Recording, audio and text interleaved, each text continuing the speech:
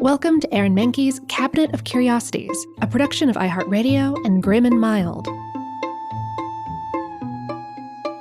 Our world is full of the unexplainable. And if history is an open book, all of these amazing tales are right there on display, just waiting for us to explore. Welcome to the Cabinet of Curiosities.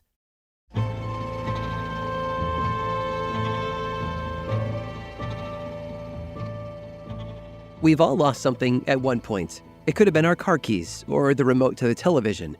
Maybe it was an earring or a little bit of money left over from partying the night before. Oftentimes, the best course of action is to retrace our steps and hope that we stumble upon the missing item along the way. But every once in a while, something disappears completely and it can't be found, no matter how hard you look. And that is where Saint Fenorius comes in. Members of the Greek Orthodox Church who have lost something of importance may pray to Saint Fenorius, who will help them locate it. Little is known about Fenorius, including the time in which he lived. His name was discovered in 1500 AD by Haggarine soldiers who found the ruins of an old church on the island of Rhodes. After they had conquered the area, their leader ordered the men to rebuild the war-torn walls of the city. Several church icons, or religious artworks, were discovered on the floor, including an icon of Saint Fenorius. Amazingly, it still looked as fresh as the day it was painted, and around the icon were 12 illustrated tableaus depicting Fenorius' life. Several were violent in tone, including one where he was being whipped by soldiers and pelted with stones. But no matter how much torture he was put through, it seems that Fenorius came out victorious, with the last scene showing him standing among the flames, his hands raised in prayer. Sometime later, 3 young deacons from Crete were taken captive by the Haggarines and brought to Rhodes. The deacons had gone to Cythera to be ordained, but now found themselves sold into slavery. They had been separated, with each priest held captive by a different master, but they all knew of Fenorius. Each priest prayed to him day and night to be released. In response to those prayers, Fenorius appeared before their captors and ordered that the priests be freed from their homes, or their masters would be punished. But his wishes were ignored, and those masters tortured the priests even further. So St. Fenorius did the job himself. He broke the priests free from their shackles and told their masters one last time to let them go, or they would witness the power of God. Well, the next day, everyone living in the homes where the priests were being held woke up paralyzed, blind, and in immense pain. With no other recourse, they asked the priests what they needed to do to be healed, and the priests told them that they would pray for them. Saint Fenorius made one last plea to the captors to let the priests go, or they would never recover. By now, they had finally seen the light. The masters immediately released all 3 priests and eventually regained their sight and their health. And the priests, well, they went back to their home on Crete, a copy of the icon of Saint Fenorius packed with them. Every year following their return, they held a feast of Saint Fenorius in his honor. Now, Fenorius' name means to reveal, and today he is prayed to whenever something is lost, be it a wallet, a house key, or a set of priests. And to help the discovery process along, people would often bake a special cake named after the saint called a Fenoriapita. Some say that the cake is made in honor of his mother, who is said to be cruel toward him. She will forever be a lost soul that he was never able to save. The cake is spiced and not made with eggs or dairy, so it's considered vegan or Lenten. Though recipes vary, it's often prepared with olive oil, orange juice, cinnamon, and cloves. The number of ingredients is also important. The person baking it will usually mix in 7 or 9 components because those numbers are important to the Greek Orthodox Church. It's said that one desperate woman promised St. Fenorius 13 cakes if he would help her find her lost dog. When the pooch eventually did turn up, the woman baked all 13 cakes just as promised. Another time, a mother baked a cake on behalf of each of her 4 children to help them find their future spouses. This belief in Fenoriapita is real because those who bake it swear it works. And who's to say they're wrong? At the end of the day, though, one lesson is clear. Belief is a curious thing, whether you're lost or found.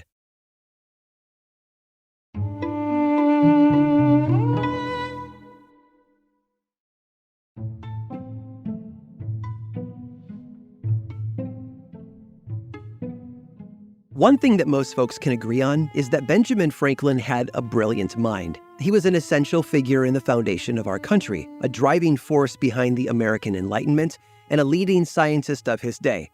He was also Well, eccentric might be the best way to phrase it.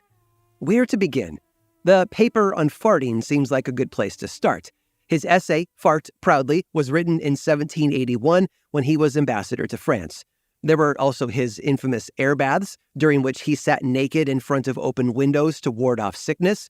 And we've previously heard here about the 10 bodies in the basement of his London home that weren't discovered until 1998. Oh, and he made the fur hat popular among the French elite during his time there.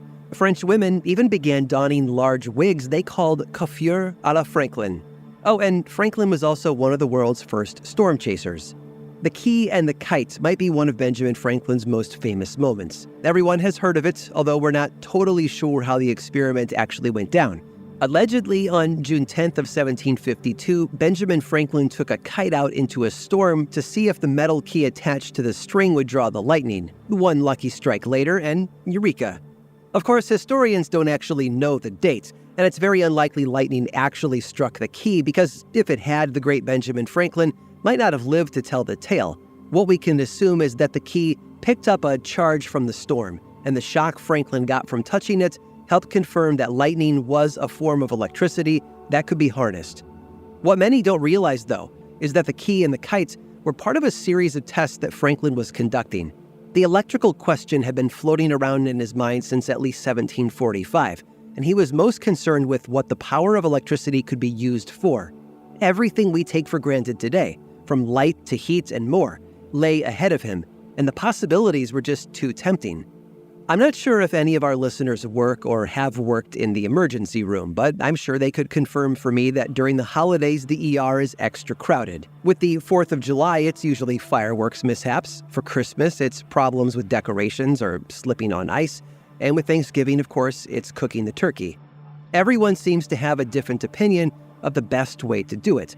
Some like to barbecue it, some grill it, some roast it in the oven, and I'm sure we've all seen the videos of folks trying to fry it in their driveways with mixed success. And did you know that Benjamin Franklin was extremely fond of turkeys? He firmly believed that they should be America's national bird, and even got into a fight with John Adams and Thomas Jefferson over the subject. Adams was all for the eagle, and Jefferson was for the dove. I'm sure you can all guess who won that round. And here's the crazy part. Franklin believed that his beloved electricity was in fact the best way to cook a turkey. In a 1749 letter to his friend Peter Collinson in London, Franklin explained that he was going to kill and cook a turkey for their dinner solely using electricity because it would make the meat uncommonly tender. Franklin used 2 Leyden jars for this experiment. These devices store static electricity between 2 electrodes on the inside and outside of the glass jar. And Franklin was very confident in his hypothesis, but when he touched the jars to the turkey to start cooking it, something else happened instead. Franklin got a jolt from the experiment, a strong one if the spectators are to be believed. It was bad enough that he shook violently and got knocked out. When his friends did manage to revive him, he didn't remember what had happened. He was sore for days and experienced intermittent numbness, but luckily none of the after effects were permanent. Based on another letter written to a friend, Franklin largely seems embarrassed about his mishap. When he wrote to his brother, he gave permission for him to share the story with a fellow scientist, but begged them both to keep quiet about it. Franklin never tried to repeat his experiment again, and whenever he made note of his calamitous dinner party, the moral of the story always boiled down to another time-honored nugget of wisdom. Don't try this at home. I hope you've enjoyed today's guided tour of the Cabinet of Curiosities. Subscribe for free on Apple Podcasts or learn more about the show by visiting curiositiespodcast.com. This show was created by me, Aaron Mahnke, in partnership with How Stuff Works. I make another award-winning show called Lore, which is a podcast, book series, and television show, and you can learn all about it over at theworldoflore.com. And until next time, stay curious.